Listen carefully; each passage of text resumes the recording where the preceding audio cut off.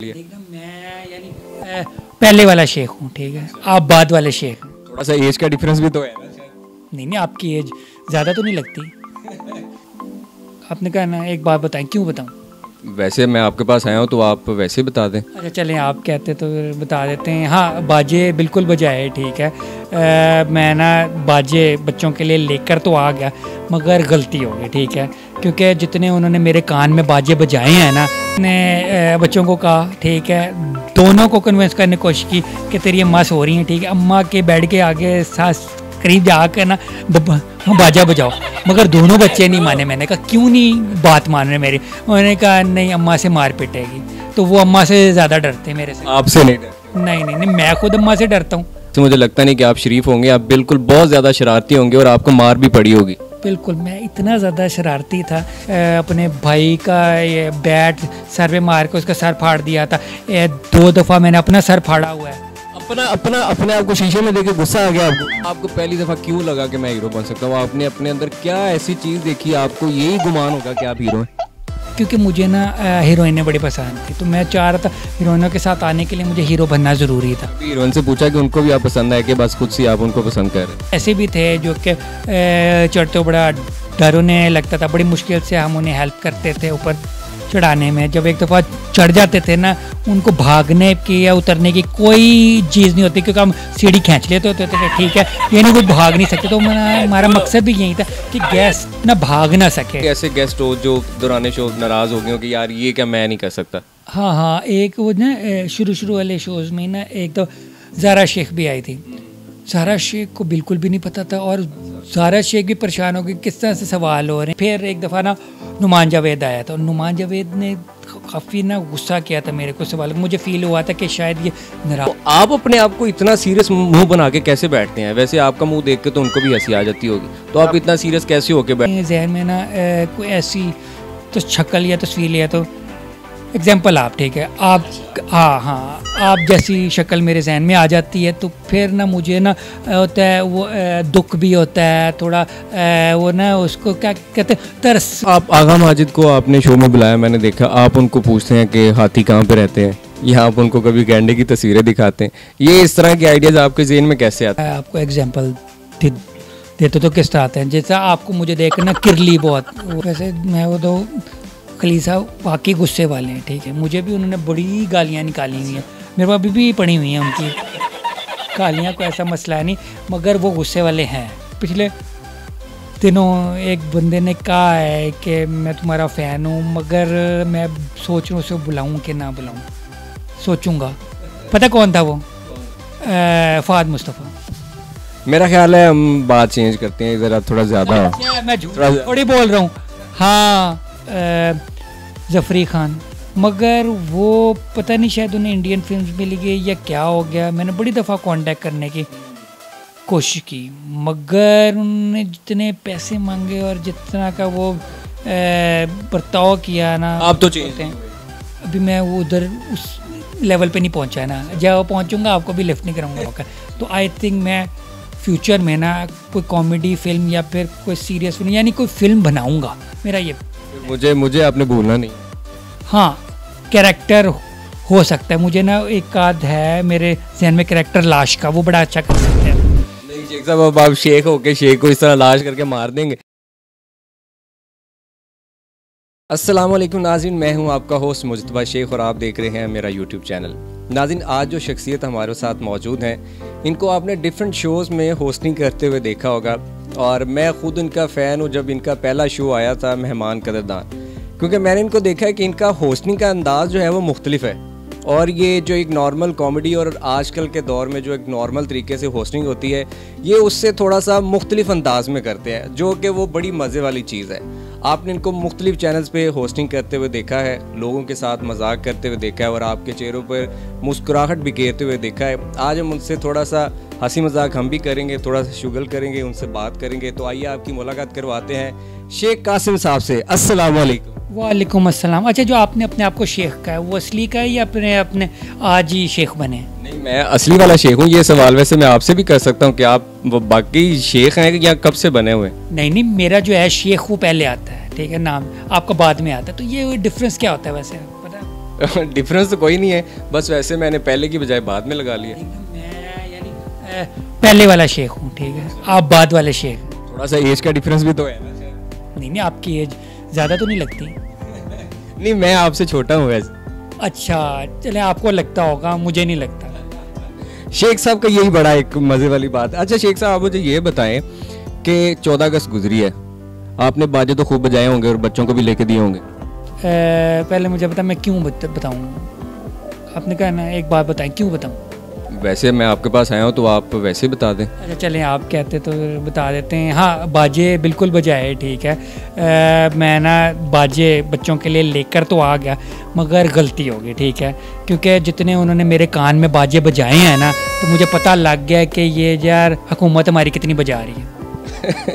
ये भी एक बड़ी मज़ेदार बात है वैसे। अच्छा शेख साहब, जिन लोगों ने 14 अगस्त पे इतने बाजे बजाए हैं और बजा बजा के बुरा हाल कर दिया, लोगों को सोने भी नहीं दिया, उनके बारे में आप क्या कहेंगे? बाजे बनाने वालों को और बजाने वालों को आप क्या पैगाम देंगे? अच्छा, मैं उन लोगों में से था जो कि बाजे के बिल्कुल ख़िलाफ़ था, ठीक है। मैं चाह रहा था कि बाजे बैन हो, मगर आज ही कोर्ट के ऑर्डर्स आए हैं कि यार बाजों को बैन नहीं किया जाएगा, ठीक है, जो बाजे बजाते हैं उन्हें बजाने दो। तो मुझे बड़ा दुख हुआ है। वैसे उसकी कोई ख़ास रीज़न कि जो बजाते हैं उनको बजाने दें, इसलिए कि हुकूमत भी बजा रही है? नहीं, मेरा ख्याल है जो रीज़न ये है कि यार बच्चे, ठीक है, बच्चों की ये इन्जॉयमेंट है, ठीक है, वो बच्चों से ये भी इन्जॉयमेंट ले ली गई तो फिर क्या रह जाए। क्योंकि आपको पता है, हम जब छोटे थे, ठीक है, बचपन में हम लोगों को गुड़ियाँ उड़ाने की भी इजाज़त थी, हम लोगों को पटाखे भी चलाने की इजाज़त थी, हमें बाहर खेलने की भी इजाज़त थी, बहुत ज़्यादा हमारे पास एक्टिविटीज़, ठीक है। आजकल के बच्चों के लिए क्या एक्टिविटी रहेगी? बेचारे घर में बैठ कर फ़ोन यूज़ कर रहे होते हैं, कोई घर में गेम खेल रहे होते हैं, या फिर टीवी देख रहे होते हैं, या यूट्यूब देख रहे होते हैं। आउटडोर एक्टिविटी उनकी क्या रहेगी? वो एक बाजा ही रह गया। लेकिन शेख साहब, ये भी तो देखना, एक बंदा सो रहा है, एक बंदा ड्राइंग रूम में सोया हुआ है या रात का जागा, सुबह को सो गया, और बाहर गली में आपके घर के सामने को बंदा पाँ पाँ करके गुजरे तो वो अच्छा लगता है। लेकिन फिर आप अपने बच्चों को तमीज़ सिखाएं, ठीक है। आप अपने बच्चों को इतनी तमीज़ सिखाएं कि कोई बंदा सो रहा है ना, ठीक है, उसके मुंह पे के आगे आपने बाजा नहीं बजाना। आज की बात है, ठीक है, मैंने अपने बच्चों को कहा, ठीक है, दोनों को कन्विंस करने की कोशिश की कि तेरी अम्मा सो रही हैं, ठीक है, अम्मा के बेड के आगे सास करीब जाकर ना बाजा बजाओ, मगर दोनों बच्चे नहीं माने। मैंने कहा क्यों नहीं बात मान रहे मेरी? उन्होंने कहा नहीं, अम्मा से मार पिटेगी। तो वो अम्मा से ज़्यादा डरते हैं मेरे से। आपसे नहीं डर? नहीं, मैं खुद अम्मा से डरता हूँ उनकी।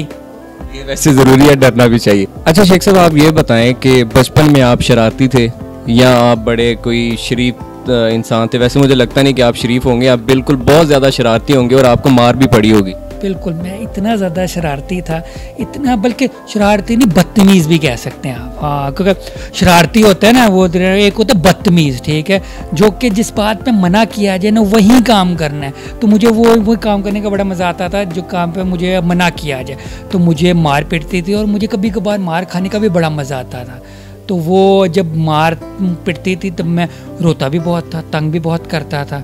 तो बड़े ऐसे, और मैंने चोटें खाई भी हुई हैं, चोटें मारी भी हुई हैं। एक दफ़ा अपने भाई का ये बैट सर पे मार के उसका सर फाड़ दिया था। 2 दफ़ा मैंने अपना सर फाड़ा हुआ है। अपने आप को शीशे में देख के गुस्सा आ गया आपको? नहीं, ऐसे नहीं। एक दफ़ा ना एक कज़न थी, मुझे बड़ी पसंद थी, ठीक है, उसका ना गुब्बारा ना छत पे लगा। तो मैं ना छत पे के लिए छलांग मारना है कि करता कोशिश। एक कमरा था उसका ना, दरवाज़ा बड़ा छोटा था, ठीक है, मैं उधर खड़ा होकर छलांग मारने की मैंने कोशिश की, मैंने नहीं देखा तो मेरा सर लगा, ठीक है, वो दरवाजे के ऊपर वाली बनी हुई, मेरा सर फट गया था। साहब, आप ये बताएं कि इस फील्ड में आपका आना कैसे हुआ? आपने कब स्टार्ट किया और क्या आपको शौक़ था या आप हादसाती तौर पे आए हैं? बहुत सारे लोग मैंने ऐसे भी देखे हैं जिन्होंने ज़िंदगी में बहुत सारी स्ट्रगल भी की होती है, लेकिन बताने की खातिर, उससे बचने की खातिर वो ये कह देते हैं कि हम हादसाती तौर पे इस फील्ड में आ गए थे। तो आपके साथ क्या हुआ? वैसे मुझे तो शौक़ जो था ना, वो था, क्या कहते हैं, हीरो बनने का, ठीक है। यानी मुझे था कि यार मैं किसी दिन शाहरुख खान बनूंगा। चले, शाहरुख नहीं तो हमारे किसने कहा था? उसका नाम बताएं। वैसे खुद अपना, हाँ, तो वो था कि यार मैं भी ना हीरो बनूंगा। मगर वो क्या कहते हैं, अगलों ने कहा कि यार तुम हीरो तो नहीं, ठीक है, विलन बने। तो ना विलन का काम मिला, ना एक्टिंग का काम मिला। मैंने कहा चलो अपने आप को होस्टिंग का, क्योंकि मैं उधर ना पहले वो चैनल में ना जॉब भी करता था, ठीक है। मैंने अपने आप को ही एक्टिंग का चांस दिया। आपको पहली दफ़ा क्यों लगा कि मैं हीरो बन सकता हूँ? आपने अपने अंदर क्या ऐसी चीज़ देखी, आपको यही गुमान होगा कि आप हीरो हैं? क्योंकि मुझे ना हीरोइनें बड़ी पसंद थी, तो मैं चाह रहा था हीरोइनों के साथ आने के लिए मुझे हीरो बनना ज़रूरी था। अभी हीरोइन से पूछा कि उनको भी आप पसंद है कि बस खुद से आप उनको पसंद कर रहे हैं? नहीं, मुझे ना सज्जल बड़ी पसंद है, बल्कि थी नहीं है, अभी भी है। बचपन में भी थी पसंद और अभी भी है। बचपन में थी मतलब क्या वो आपसे बहुत बड़ी? बचपन मीन्स यानी 10 साल पहले की बात कर रहा हूँ।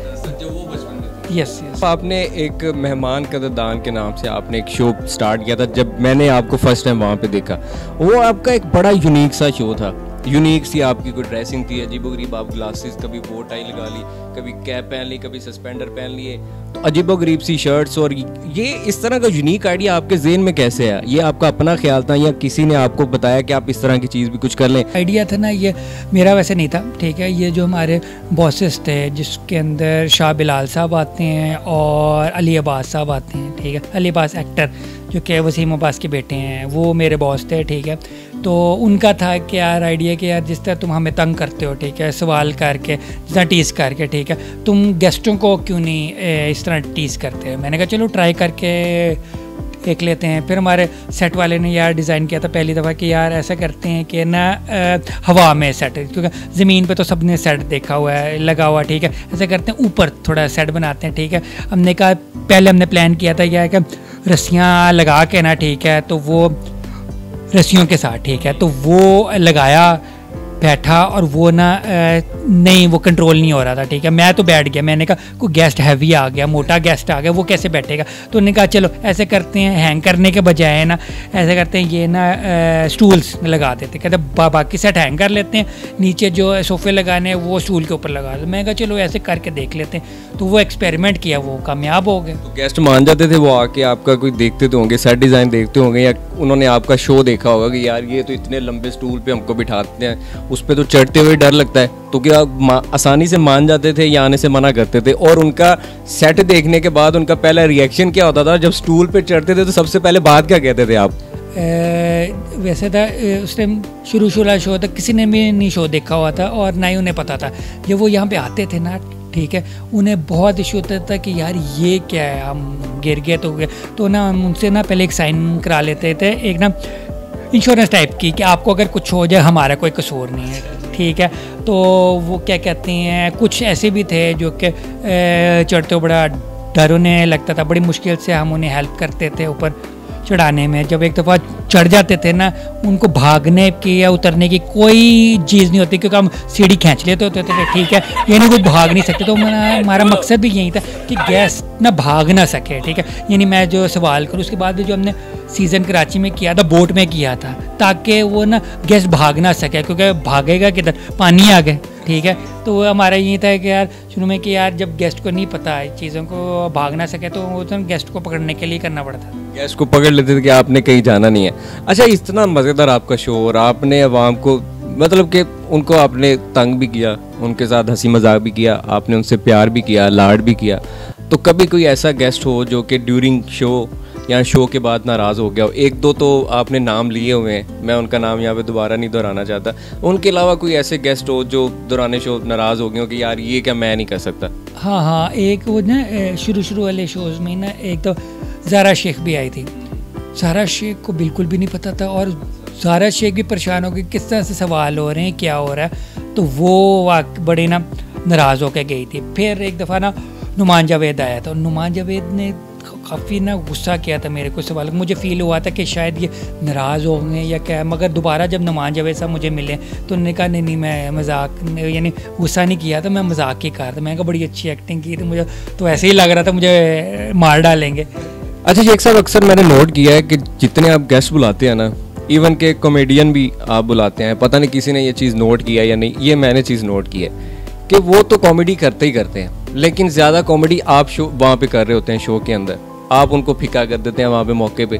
तो आप अपने आप को इतना सीरियस मुंह बना के कैसे बैठते हैं? वैसे आपका मुंह देख के तो उनको भी हंसी आ जाती होगी, तो आप इतना सीरियस कैसे होके बैठते हैं? आपको खुद हंसी नहीं आती कि यार ये मैं क्या कर रहा हूँ? यार मैं तो वही कोशिश होती, क्योंकि ना मुझे हंसी आ रही होती ना, मैं अपने जहन में ना कोई ऐसी तो शक्ल या तस्वीर लिया तो एग्जाम्पल आप, ठीक है, आप, हाँ हाँ, आप जैसी शक्ल मेरे जहन में आ जाती है तो फिर ना मुझे ना होता है वो दुख भी होता है थोड़ा, वो ना उसको क्या कहते हैं, तरस भी, हाँ तरस। मेरी शक्ल तो आपने पहली दफ़ा देखी आज। वही ना, मैं आप जैसी शक्ल कह रहे हैं, ठीक है, हाँ हाँ, मतलब मैं नहीं हूँ। वही मैं आपकी तस्वीर खींच कर ना नेक्स्ट टाइम आपकी शक्ल यूज़ करूँगा, मगर उसी टाइप की ना शक्ल मैं अपने जहन में ले आता हूँ कि यार मुझे ना दुख फील हो, तो उस वजह से मुझे हंसी नहीं आती। और जब कोई कॉमेडियन कोई कॉमेडी कर रहा हो और आपको हंसी ना आए तो उसको तो गुस्सा आता ही है, तो लोगों को भी हंसी आती है उस बात। आप आगा माजिद को आपने शो में बुलाया, मैंने देखा, आप उनको पूछते हैं कि हाथी कहाँ पे रहते हैं, यहाँ आप उनको कभी गैंडे की तस्वीरें दिखाते हैं। ये इस तरह के आइडियाज़ आपके ज़हन में कैसे आते हैं? आप उनकी सेहत देख किस तरह के सवाल करते हैं या वैसे उनको तंग करते हैं? नहीं, मैं आपको एग्जांपल देते तो किस तरह आते हैं, जैसा आपको मुझे देख ना किरली बहुत वो याद आती हमारी ना, इधर कहीं होगी ना छिपकली, ठीक है, नहीं नहीं नहीं नहीं नहीं, तो वो ना छिपकली आपने कभी देखी है दीवार पे? मैं गौर करूँगा, देखी तो है मैंने पहले। कभी आपने आईना देखना है, ठीक है, तो आपको मैं मतलब आईना देखूंगा तो मुझे अपने आप में किरली नजर आएगी। यस यस यस का ना फिजिकल अपीयरेंस का, या उन्हें ना उसको क्या कहते हैं, उसको अच्छे अल्फाज में ना बॉडी शेमिंग करनी नहीं चाहिए, मगर पता है क्या, कॉमेडियन या फिर कोई ऐसे लोग होते हैं ना, हम एक्टर्स होते हैं ना, हम लोग बॉडी शेमिंग और ये चीज़ें बर्दाश्त करते हैं क्योंकि इसी से ना हंसी आती है, इसी से लोग एंजॉय करते हैं। आपने खलील रहमान कमर साहब को इंटरव्यू किया, उनके बारे में एक बड़ा तासुर फैला हुआ कि वो बड़े गुस्से वाले हैं, लेकिन मुझे नहीं लगता वो इतने गुस्से वाले हैं, वो गलत बात पे ज़्यादा गुस्सा करते हैं, लेकिन फिर भी वो थोड़े से एक उनकी सेंसिटिव सी पर्सनालिटी है। तो जब आपने उनका इंटरव्यू किया तो उनका पहला रिएक्शन क्या था कि ये मैं किस तरह के शो में आ गया और ये मेरे साथ कैसे सवाल हो रहे हैं? वैसे मैं वो तो खलील साहब बाकी गुस्से वाले हैं, ठीक है, मगर खलील साहब मेरे यानी खलील साहब मुझे जानते होते थे और मेरा शो देखते होते थे, और ये भी कह सकते हैं कि मेरे फ़ैन थे उस टाइम से, ठीक है, जब वो ना क्या कहते हैं सोशल मीडिया पे इतने हिट नहीं हुए थे, मगर वो एज अ राइटर वो बड़े राइटर थे, ठीक है। ये लाल इश्क वगैरह जो ये ड्रामा जिन शूट कर रहे थे तो मेरी उनसे मुलाकात हुई, उन्होंने बड़ा अप्रिशिएट किया और मुझे कहा कि यार बड़ा अच्छा शो वगैरह करते हो। तो जब मैंने उन्हें फ़र्स्ट टाइम बुलाया अपने शो में तो उन्हें बड़ी खुशी हुई, उन्होंने कहा कि यार तुम्हारी बातों का मैं बिल्कुल भी बुरा नहीं मनाता क्योंकि तुम्हारा ये स्टाइल है और ये वो, मगर खलील साहब जिससे प्यार करते हैं ना उन पे गुस्सा भी होते हैं। मुझे भी उन्होंने बड़ी गालियाँ निकाली हुई हैं, मेरे पास अभी भी पड़ी हुई हैं उनकी गालियाँ, को ऐसा मसला नहीं, मगर वो गुस्से वाले हैं, ठीक है, मगर वो उनके गुस्से में प्यार है। और जब वो गाली निकालते हैं या पे गुस्सा करते हैं तो बंदे को ना खुशी महसूस होती है कि यार ये अपना समझ के गाली निकाल। वो ऐसे बंदे हैं जो कि अंदर से, काफ़ी लोग होते हैं अंदर से कुछ बाहर से कुछ होते हैं, वो ये नहीं है, वो जैसे अंदर से वैसे ही बाहर से, मतलब जो बात है वो फेस पे कहेंगे, दिल में नहीं रखेंगे। यानी उन्हें डर नहीं है कि यार जिस तरह आमतौर पे होते ना, मुझे यार वो डर होता है यार मैं उस एक्टर के बारे में नहीं कह सकता, तो अच्छा नहीं उसे लगेगा, मगर अगर उनके दिल में कुछ एक्टर के बारे में अच्छा या बुरा है ना वो साफ साफ कहेंगे। उन्हें ये नहीं है कि यार इंडस्ट्री क्या सोचेगी, वो क्या सोचेंगे यार ये मेरे काम ड्रामे में या फिर फिल्म में काम नहीं करेगा, उन्हें नहीं है, जो वो सच उन्होंने बोलना ही बोलना। ये बिल्कुल एक मज़ेदार बात है, इस चीज़ को मैं भी सेकंड करूँगा। अच्छा, सज्जाद जानी साहब का आपने इंटरव्यू किया, वो तो किसी के काबू ही नहीं आते, तो वो आपने उनको शो के अंदर हैंडल कैसे किया? ये तो मुझे लगता है बड़ा मुश्किल हुआ होगा आपके लिए। यार लाइफ में ना 2-3 ऐसे लोग हैं, ठीक है, जिनको मैंने ना जिनका इंटरव्यू करने मैंने या मेरे चैनल ने नो किया, ठीक है, मगर वो बहुत बड़े स्टार बन गए और मुझे फिर बड़ा अफसोस हुआ। 2 से तो मैंने सॉरी कर दिया, 1 रह गया बस। तो उसमें से एक ना सज्जाद जानी साहब हैं, ठीक है, उनके मैसेजेस अभी भी मेरे पास सेव पड़े हुए हैं जिसमें उन्होंने मुझे अपने बारे में बताया कि यार मैं प्रोग्राम करता हूँ, मुझे अपने शो में बुलाओ, ठीक है, मगर मैंने इन्हें इग्नोर किया था, ठीक है, मगर इन्होंने मुझे माफ़ कर दिया, ठीक।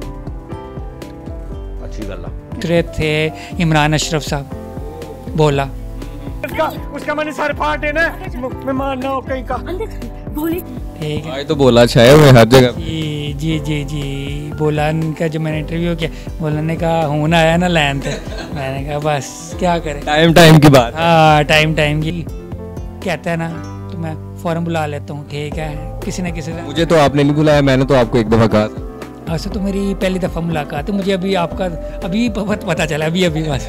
मैंने आपको मैसेज कि मेरे पास मौजूद है, मैंने आपको कहा था मुझे शो में बुलाया, आपने बुलाया तो नहीं। अच्छा, आपने कहा था। अच्छा, सब पकड़े गए यहाँ पे, आप पकड़े गए।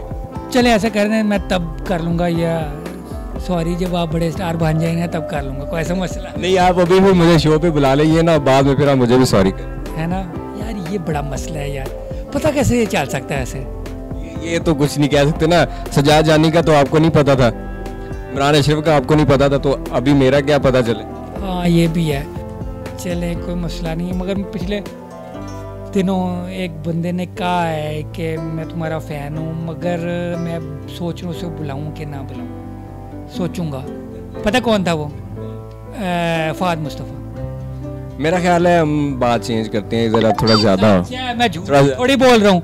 हाँ, कोई ऐसा शख्स, कोई ऐसी पर्सनैलिटी जिसका आपने इंटरव्यू किया और आपको लगा हो कि यार ये मैंने सही इंजॉय किया है।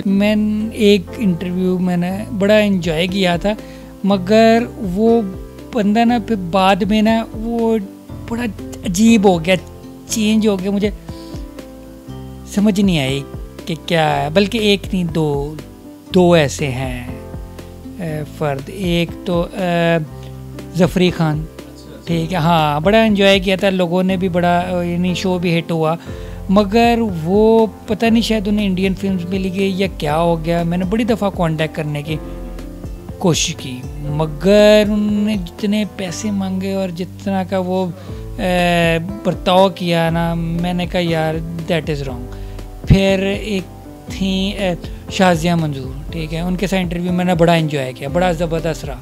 मगर मैंने दोबारा एक चैनल पे, ठीक है, उन्हें बुलाने की कोशिश। उन्होंने पहले तो टाइम दिया, जब टाइम दिया, ठीक है, जिस टाइम पे उन्होंने आना था उस टाइम पे वो नहीं आई, ठीक है। सारा कुछ सेट, सारे वेट कर रहे हैं, ठीक है। उन्होंने मिस कमिटमेंट की। फिर उन्होंने मैं उनके घर पहुंच गया उनको पिक करने, ठीक है। घर पहुंचा, उन्होंने अपनी नौकरानी को कहा कि उसको को मैं इधर रहती नहीं हूँ। तो मुझे बड़ा अफसोस हुआ कि यार कि क्या है, हाँ ऐसे भी होते हैं। तो यार ये एटीट्यूड ना, ये कुछ लोगों का ऐसा हो जाता है, चेंज हो जाता है। तो जैसा हो, खुश रहे। आप क्या समझते हैं इसकी क्या रीज़न हो सकती है, बंदा बाद में चेंज क्यों हो जाता है? पता है क्या, फ़ीम बंदे को चेंज कर देता है। बड़े लोग हैं जो कि आप तो चेंज हैं। अभी मैं वो उधर उस लेवल पे नहीं पहुंचा है ना, जब पहुंचूंगा आपको भी लिफ्ट नहीं कराऊंगा, फिर मैं चेंज नहीं होगा, अब इसकी बेफिक्र है, मैं आपको टाइम तब भी दूंगा इंटरव्यू के लिए। अच्छा, चेंज हो जाए कोई मसला नहीं, जाए आपको छुट्टी है, छुट्टी है, मुझे छुट्टी है। अच्छा शेख साहब, कोई ऐसी पर्सनैलिटी जो आपके अभी जेहन में हो कि यार काश मैं इसका इंटरव्यू कर लेता, जो मतलब कि अभी रहे नहीं हैं, कोई ऐसे कॉमेडियन जिस तरह अमानुल्लाह साहब का आपने इंटरव्यू किया, अल्लाह उनको जन्नत में जगह दे, उनका आपने इंटरव्यू किया, वो अभी इस दुनिया में नहीं है, लेकिन उन जैसे और ऐसे फ़नकार थे, जिस तरह मस्ताना साहब हो गए, बबू बराल हो गए, शौकी खान साहब हो गए, मतलब इतने पुराने कॉमेडियन जिनका कभी आपके जहन में हो कि काश यार मैं इसका भी इंटरव्यू कर पाता। हाँ, जो कुछ हैं ऐसे नाम, ठीक है। सबसे बड़ा नाम तो इनमें है, ठीक है, वो मोइन अख्तर साहब। मोइन अख्तर साहब ज़िंदा होते तो इनका इंटरव्यू लाजमी करता है। इसके अलावा उमर शरीफ साहब, उमर शरीफ साहब के ना बेटे को मैं जानता हूँ, ठीक है। मेरी उनके ना, जब वो ज़िंदा ही थे उमर शरीफ साहब, तो उनके ना बेटे बताते होते थे कि यार उमर साहब ना तुम्हारे शोज़ देखते हैं और उन्हें बड़े पसंद हैं। तो मैंने उससे, उसके बेटे से रिक्वेस्ट की थी यार कभी ये लाहौर है या प्लान बने तो प्लीज़ मुझे ना अपने बॉस से मिलवाना, ठीक है, मैं उनका इंटरव्यू करूँगा, मगर नहीं मौका मिल सका। हर किसी की कोई ना कोई इंस्पिरेशन होती है, रादर कोई एक्टर है, कोई सिंगर है या कोई कॉमेडियन है। आपकी ऐसा कौन इंस्पिरेशन है? ये सवाल किसी ने आपसे नहीं पूछा होगा अभी तक? हाँ, वैसे मेरी जो इंस्पिरेशन है ना वो पाकिस्तान की नहीं है, वो है बाहर की ना, अंग्रेज़ी, क्योंकि मैंने अंग्रेज़ी सीरीज़ और इंग्लिश कॉमेडी और इंग्लिश वगैरह ना ज़्यादा देखता हूँ। ठीक है। पाकिस्तानी भी मुझे बड़े पसंद हैं सारे, ये नहीं कि बुरे हैं या क्या है, मगर मुझे जो ये फील्ड हुई एक्टिंग वगैरह में आया ना, वो ना क्या कहते हैं, रिकी जवेज़ एक कॉमेडियन है, ठीक है, यूरोपियन है, मुझे बड़ा पसंद है उसके स्टैंड अप कॉमेडी और उसका स्टाइल, और मुझे बड़ा पसंद था। और ये वाला जो ये शो मैंने जो ये मेहमान का दरदान शुरू किया था, वो थोड़ा सा ना कॉन्सेप्ट वो देखकर किया था, बिटवीन टू फर्न्स।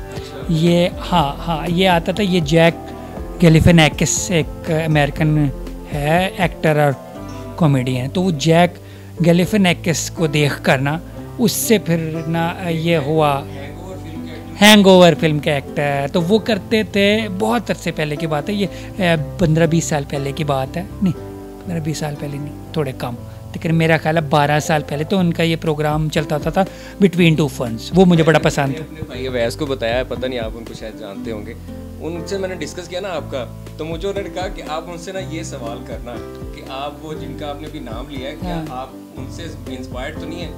तो मैंने कहा चले मैं डिस्कस करूंगा, वो नाम मेरे ज़हन में नहीं रहा और आपने एग्जैक्ट वही नाम लिया है। क्योंकि मैं सच बोलता हूँ, ऐसे तो कहना अच्छा नहीं है कि यार मेरा बड़ा ओरिजिनल कॉन्सेप्ट था, मेरा अपना था, मेरा अपने दिमाग में आया था, ये वो, तो वो सारा झूठ होता है। अच्छा शेख साहब, आज की जो नौजवान नस्ल है जो इस फील्ड में आना चाहती है, पहले तो शायद ना, अब इस फील्ड का रुझान ज़्यादा हो गया, टिकटॉकर्स हो गए हैं, वो तो एक अलग चीज़ हो गई है। जो लोग कॉमेडी करना चाहते हैं, जो होस्टिंग में आना चाहते हैं, एक यूनिक अपना मार्क क्रिएट करना चाहते हैं, वो क्या करें? प्रॉपर इसको सीखें कहीं से या किसी से इंस्पिरेशन लें, उनको देखें, स्टडी करें, उनकी प्रैक्टिस करें, क्या करें? वैसे तो सिंपल, पहले बहुत मुश्किल होता था, पहले चैनल्स भी कम होते थे, ठीक है, अपॉर्चुनिटीज़ भी कम होती थी, आपको लोगों की रिक्वेस्ट करनी पड़ती थी, ठीक है, मिन्नतें करनी पड़ती थी, मनवाना पड़ता था, एक छोटे लेवल से शुरू होकर फिर आपको जाना पड़ता था। मगर अब ऐसा करने की बिल्कुल भी ज़रूरत नहीं रही। अब टिकटॉक है, इंस्टा है, आपके पास यूट्यूब है, आपके पास अपना फ़ोन है, ठीक है, आप अपनी वीडियोस, अगर आपके अंदर टैलेंट है तो आप वीडियोस बनाकर और चीज़ करके आप डाली जाओ, ठीक है। शुरू में व्यूज़ कम आएंगे, चीज़ें ये आएंगे, मगर एक टाइम आएगा कि यार आपकी ना मेहनत, अगर आपका कंटेंट मज़ेदार है, अगर आप काम अच्छा कर रहे हो, तो एक टाइम आएगा वो क्लिक कर जाएगा, फिर लोग आपको खुद काम देंगे। तो ये ना अब चीज़ें बहुत ईजी हो गई। अब आप छोटे लेवल से नहीं, अब आप बड़े लेवल से शुरू कर सकते हो, तो कोई अब तो मुश्किल रह ही नहीं गया, पहले टाइम पे ज़्यादा मुश्किल होता। जैसे जितना आपने काम किया है माशाल्लाह, कॉमेडी आप कितने अरसे से आप डिफरेंट चैनल्स पे आपने प्रोग्राम्स भी किए हैं, इतनी होस्टिंग की, इतने सेलिब्रिटीज़ के आपने इंटरव्यूज़ किए, आप क्या समझते हैं कि जितना आपने काम अभी तक किया है, क्या आपको उतनी पजीराई अभी मिलती है? यार वैसे मैं से बताऊँ, ये लेवल सेट नहीं करना चाहिए कि यार मैं फलाना बन जाऊँ, मैं फलाने लेवल पे पहुँच जाऊँ, क्योंकि जो टाइम मतलब मैंने जिस टाइम पे जहाँ का बंदे का लेवल लिखा होता है ना, उसने वहीं पे ही रहना और वहीं पे ही पहुँचना, बाकी आपकी मेहनत है, ठीक है, और अप्स एंड डाउन्स आते हैं, ठीक है। मेरी भी लाइफ में बहुत अप्स एंड डाउन्स आए, ठीक है, कहीं पे बहुत पीक पे, कहीं पे बहुत डाउन पे, ठीक है, कहीं पे बेरोज़गार, कोई काम नहीं, ना इधर से काम मिल रहा है, कोई पैसे नहीं जेब में, कोई अकाउंट में पैसे नहीं, ठीक है, फिर भी बर्दाश्त किया वगैरह। तो वो अप्स एंड डाउन सबकी लाइफ में आते हैं, ठीक है, और इससे ना उम्मीद नहीं होना और परेशान नहीं होना, ठीक है। आज डाउन हो, कल अप हो गए, ठीक है, और अप होकर आपने ना प्राउड नहीं होना, गुस्सा नहीं होना कि यार क्या जब आप डाउन हो तो फिर लोग ना खुश हों, ऐसा भी नहीं होना। तो ऐसी बात। तो आगे आपने क्या सोचा, आप आगे क्या, आप बड़े होकर क्या करना चाहते हैं? कोई आपका एक्टिंग की तरफ कोई रुझान है, या लोग आपको इस तरह अप्रोच करते हैं कि आप फिल्म में या ड्रामाज में एक्टिंग करें? LTN फैमिली पे आपने एक छोटा सा किया था जिसमें आप चौधरी का करैक्टर आपने किया है, तो आपने एक्टिंग को आगे परसू क्यों नहीं किया? वैसे मैं बताऊँ, अगर मैं कराची में होता या मैं कराची ठीक टाइम पे शिफ्ट हो गया होता ना, कराची में एक्टिंग के काफ़ी काम थे, कुछ ना ये प्रोड्यूसर्स और एक्टर्स ने कहा भी था कि यार अगर आपको एक्टिंग में जाना है ना, ये सिटकॉम करनी, ये चीज़ें करनी, तो आपको कराची सेटल होना पड़ेगा, क्योंकि उधर से लाहौर से बुलाना वगैरह सिर्फ बड़े एक्टर्स या फिर जिस पे खर्चा कर सकते हैं स्पेशल लोग, उनको बुलाया जाता है। बाकी जितने भी लोग हैं ना उधर रह कर फिर काम करते हैं। तो मैं फैमिली या फिर और वजूहत की वजह से मैं कराची नहीं शिफ्ट हो सकता था, ठीक है। तो मैंने कहा चलो एक्टिंग नहीं तो होस्टिंग ही सही, ये इस तरह के शोज़ ही ठीक है, कोई ऐसा मसला नहीं है। मगर एक्टिंग मेरा पैशन है, शौक़ है। अगर कोई अपॉर्चुनिटी मुझे कभी मिलेगी या फिर कराची होने का कोई चांस मिलेगा या कोई ऐसा काम मिल गया जिसे मुझे शिफ्ट होना पड़े तो मैं शिफ्ट भी हो सकता हूँ, कोई ऐसा वो मसला नहीं। मगर कोई ऐसा कि यार कि काम के ना थोड़ा बहुत ठीक काम हो, अच्छा काम हो, अच्छे चैनल का, वो बंदा क्यों ना करे। और मुझे ना फ़िल्म बनाने का शौक़, हाँ मेरा भी ये है कि यार मैं लिखूं फिल्म, कॉमेडी फिल्म लिखूं और कॉमेडी फिल्म शूट करूं, यानी डायरेक्शन का, राइटिंग, प्रोडक्शन का ये बहुत शौक़ है। तो आई थिंक मैं फ्यूचर में ना कोई कॉमेडी फिल्म या फिर कोई सीरियस फिल्म यानी कोई फिल्म बनाऊंगा, मेरा ये। फिर मुझे आपने भूलना नहीं है। हाँ, कैरेक्टर हो सकता है, मुझे ना एक आध है मेरे जहन में कैरेक्टर लाश का, वो बड़ा अच्छा कर सकते हैं। शेख साहब अब आप शेख होके शेख को इस तरह लाश करके मार देंगे, नहीं जिंदा वाला कैरेक्टर देना। नहीं फिक्र ना करें, आपके मुंह पे कपड़ा होगा, आपकी शक्ल भी दिखाई नहीं देगी। शेख साहब ये तो मुंह पे बेइज्जती आपने मेरी कर दी, अच्छा वाला कैरेक्टर आपने देना मुझे। अच्छा ठीक है, फिर ऐसा करते हैं कि जो हीरो हीरोइन का सीन शूट हो रहा होगा ना उसके पीछे ना एक रिक्शा गुजरेगा, उस रिक्शे में आप होंगे। चलें, मुझे लगता है कि मेरा कैरेक्टर यहीं पे ख़त्म हो गया। अच्छा शेख साहब आपके साथ छोटा सा रैपिड फायर राउंड करते हैं, तो मैं कुछ शख्सियात के नाम लूँगा, जो पहली चीज़ आपके ज़हन में आपने बोल देनी है, ठीक है। मायरा खान, बहुत खूबसूरत। खलीलुर रहमान कमर साहब, एक सच्चे इंसान। मीरा जी, ड्रामा कोई ना। अमानत चंद, अमानत चंद बहुत गुस्से वाले कभी कभार। जफरी खान, जफरी खान मूडी। कबीर खान साहब, बहुत नाइस इंसान, बेस्ट। फहद मुस्तफ़ा, फ़ाद मुस्तफ़ा बहुत कम, सुपरस्टार। आगा माजिद साहब एक प्यारे इंसान। इफ्तिखार ठाकुर साहब एक सच्चे दिल और एक जेन्युइन इंसान जो कि down to earth. Sheikh Rashid साहब आई एम बिग फैन। मौलाना फजलुर रहमान, कुछ कह नहीं सकता, बस जान छोड़ो। शहबाज शरीफ साहब अंडरपास। मोइन अख्तर लेजेंड। उमर शरीफ साहब, बिग लेजेंड। इमरान साहब लीडर फ्यूचर। अच्छा, एंड पे हमारी यूथ के लिए, जो हमारे देखने वालों के लिए, खासकर यूथ को जो कि आप जैसे लोगों को जो आजकल मीडिया में काम कर रहे हैं उनको आइडलाइज करते हैं, उन जैसा बनना चाहते हैं, तो आप उनको स्पेसिफिक क्या पैगाम देना चाहेंगे? मैं यूथ को ये पैगाम देना चाहूँगा, आप लोग बड़े बिगड़े हो आजकल, ठीक है, थोड़ा सा फेसबुकिंग और ये चीज़ें थोड़ी बंद कर दो। और ये जो आपने ना ये वीडियोस देखते हो ना, आपको पता है ये चीज़ें आपकी सारी नोट हो रही होती हैं, जो आप सर्च कर रहे होते हो, ठीक है, जो आप वीडियोस देख रहे होते हो, जो आप ये सारी चीज़ें, ये सारा कुछ नोट हो रहा होता है। तो कभी अगर आप पकड़े गए ना तो सारी चीज़ें बाहर आ जानी है, ठीक है। थोड़ा सा ना एहतियात करना है और ये कि डिसाइड नहीं होना, ठीक है, परेशान नहीं होना, टेंशन नहीं होना है। हम आपके भी हालात ठीक हो जाएंगे, मुल्क के भी हालात ठीक हो जाएंगे। बस आपने ठीक बंदे को वोट करना है, ठीक बंदे को सपोर्ट करना है, ठीक है। और आपने मुल्क छोड़कर भागना नहीं है, वैसे भाग नहीं सकते, कोई बाहर का मुल्क आपको ना लिफ्ट नहीं कराएगा, मगर अगर आपको चांस मिलता है, ठीक है, तब भी आपने बाहर नहीं जाना, मुल्क का ही ख्याल रखना है। और पाकिस्तान है तो हम हैं तो पाकिस्तान है। Thank you very much Sheikh साहब, आपने हमें अपने इतने कीमती टाइम में से हमें थोड़ा सा टाइम दिया, थैंक यू वेरी मच। अच्छा, आपका नहीं मैं थैंक यू बोलूँगा, आपने बहुत टाइम वेस्ट किया। चले, कोई बात नहीं जी। नाज़रीन, तो मुझे तो शेख साहब से मिलकर बड़ा अच्छा लगा और जैसा कि आपने थ्रू आउट द इंटरव्यू मेरे चेहरे पे मुस्कुराहट देखी होगी, उम्मीद करते हैं कि आपके चेहरों पर भी मुस्कुराहट आई होगी। नेक्स्ट इंशाल्लाह आपके साथ एक नई वीडियो लेकर हाजिर होंगे। तब तक के लिए अपने होस्ट मुजतबा शेख को इजाज़त दीजिए। अल्लाह हाफ़िज़।